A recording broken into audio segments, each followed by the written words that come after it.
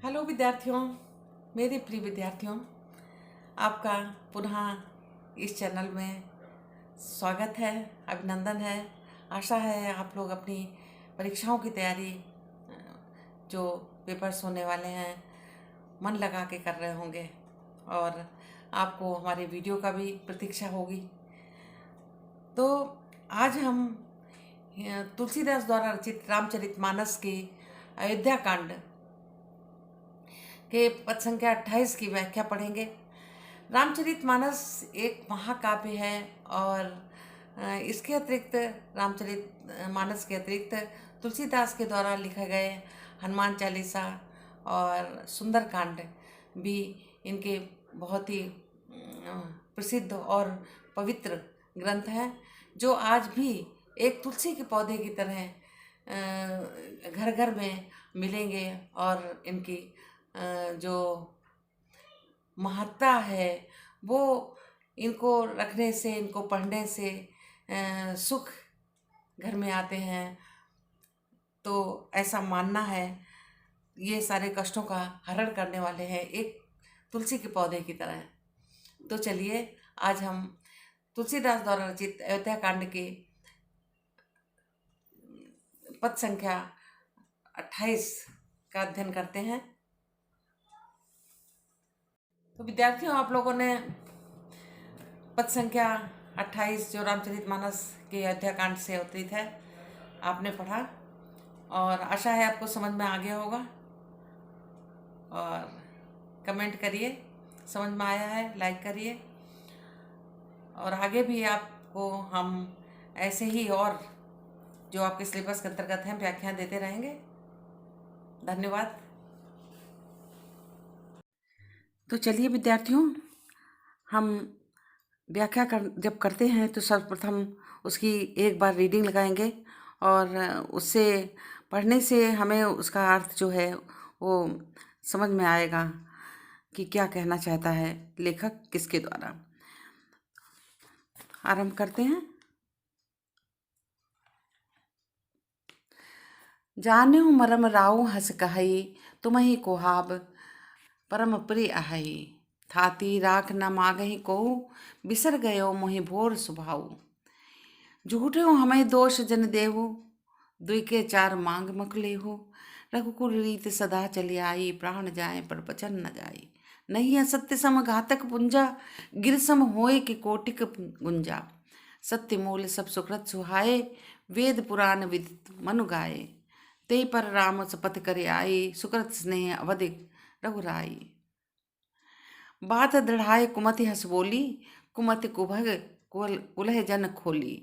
भूप मनोरथ सुभग बन, सुख विहंग समाज। बिल निज में छोड़त चाहत, वचन भयंकर बाज। तो व्याख्या करते समय सबसे पहले हम लिखेंगे प्रसंग, फिर संदर्भ और उसके बाद हम व्याख्या करेंगे।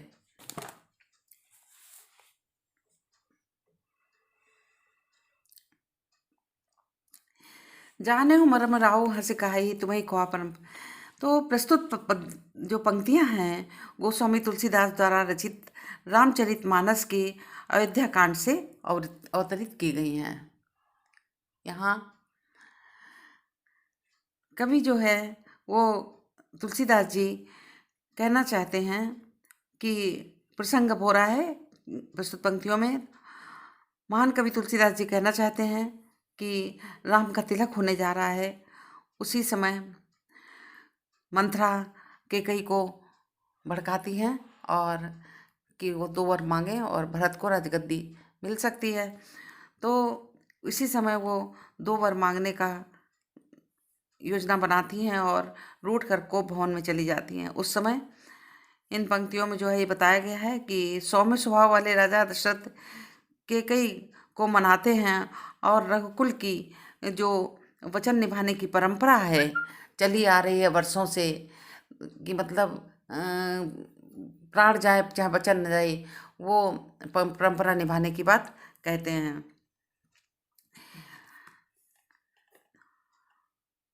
और कैकेयी को मनाने का प्रयास करते हैं। ये प्रसंग हुआ। व्याख्या। कैकेयी की बात सुनकर राजा दशरथ हंसकर कहा कि मैं तुम्हारा मर्म समझा। माने जाने हो मरम राऊ हंस कहाई तुम्हें ही कुहाब परम प्रिय हाई, कि तुम्हें रूठना मनाना बहुत अच्छा लगता है। मैं ये बात राजा दशरथ हंसकर कहते हैं, मैं तुम्हारा मर्म जानता हूँ। जाने हो मर्म, राम हंसे कि हे रानी कैकई, मैं तुम्हारे मर्म को अच्छी तरह जानता हूँ, क्योंकि तुम्हें रूठना मनाना बहुत अच्छा प्रिय लगता है। तो ताती राग मांगे कोई, तुमने जो हमारे पास धरोहर रखी थी, वर, जो 2 वर रखे थे धरोहर के रूप में, वो तुमने कभी मांगे नहीं, परंतु बिसर गए हो मोहि भोर स्वभाव। मेरा भोला स्वभाव था, मैं भूल गया, मैंने जानकर ऐसा नहीं किया कि तुम्हें नहीं दिए।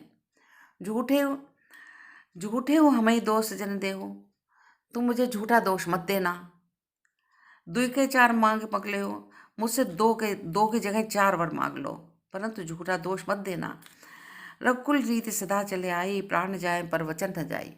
ये रघुकुल की सदैव से, सैकड़ों सालों से रीत चली आ रही है कि जो वचन देते हैं उसको पूरा करते हैं, चाहे प्राण चले जाएं। नहीं है सत्य सम घातक पुंजा, गिरि सम होए कोटि को गुंजा। झूठ के समान पापों का समूह भी नहीं होता। माने नहीं है सत्य सम घातक पुंजा, घातक माने कठोर, पुंजा माने कठोर माने बड़ा बड़ा जो पाप नहीं होता है, असत्य के बराबर बहुत बड़ा पाप भी नहीं होता है। मतलब बड़े पाप से भी बड़ा पाप हो गया असत्य बोलना। गिरि सम होए कि कोटि के गुंजा, और जो गिरि के समान, ये इसी तरह से जैसे सैकड़ों कोटिक गुंजाओं को इकट्ठा कर लिया जाए पर पहाड़ की समानता नहीं कर सकता है। इसी तरह से मतलब सैकड़ों जो पाप हैं वो इकट्ठा कर दी जाए पर असत्य के बराबर कोई उसकी बराबरी नहीं कर सकते हैं। सत्य मूल सब सुकृत सुहाए, वेद पुराण विदित बन गए।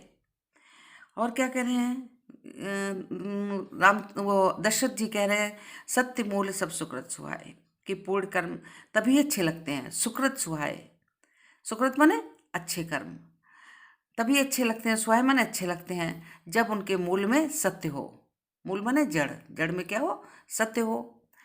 वेद पुराण विदित मन गाए, ऐसा वेद पुराणों में लिखा है और मनु ने भी बताए हैं। मनु स्मृति लिखी है मनु ने, तो उसमें भी बताए हैं। तही पर राम करे, तही पर राम शपथ करे आई, उस पर मैंने राम की शपथ ली है, कसम खाई है।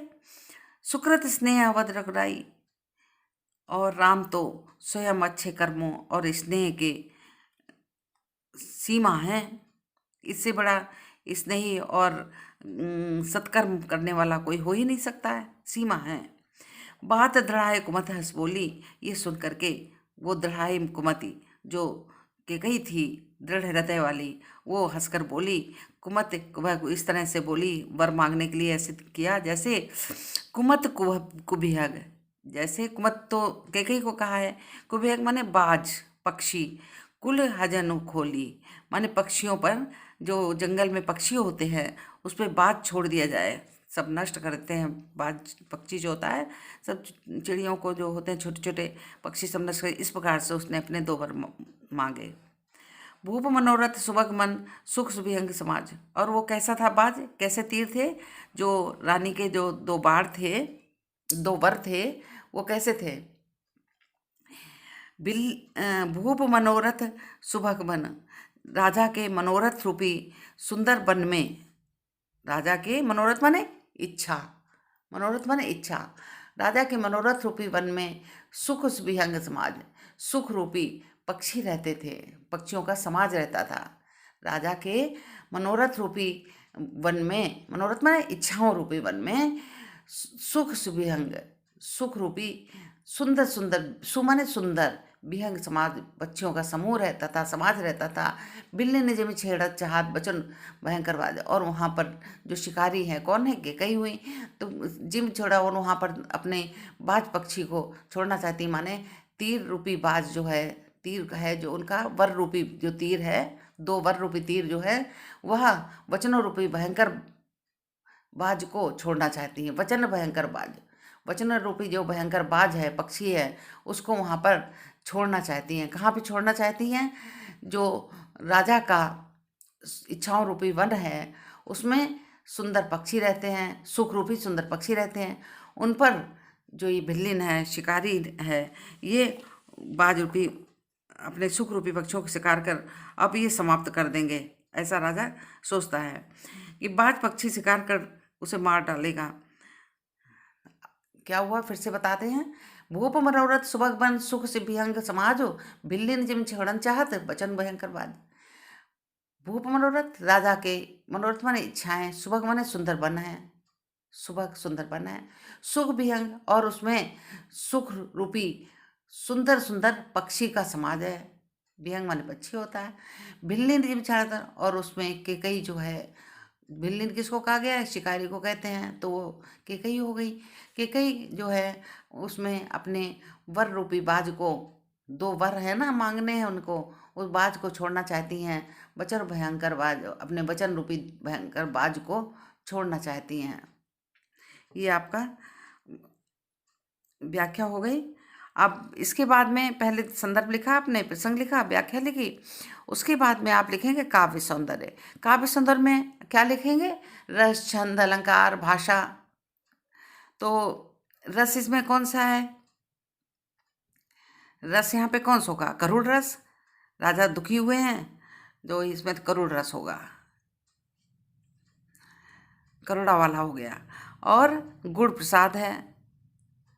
छंद कौन सा है, चौपाई और दोहा, मतलब चौपाई जो है ऊपर वाली और दोहा नीचे लिखा है, ये दोहा है। चौपाई में 16-16 मात्राएं होती हैं, इसमें दोहा में 13 और 11-13 होती हैं, तो इस हिसाब से है। नीचे दोहा लिखा भी है, तो 11 दोहा और चौपाई में ही रामचरितमानस लिखी है तुलसीदास ने, तो सीधी सी बात है कि इसमें दोहा और चौपाई है, नीचे दोहा लिखा है।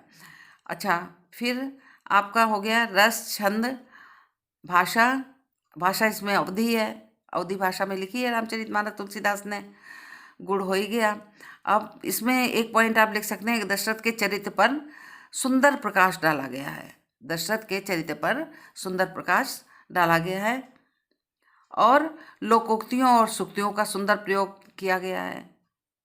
लोकोक्तियों का प्रयोग किया गया है, सूक्तियों का प्रयोग किया गया है इसमें।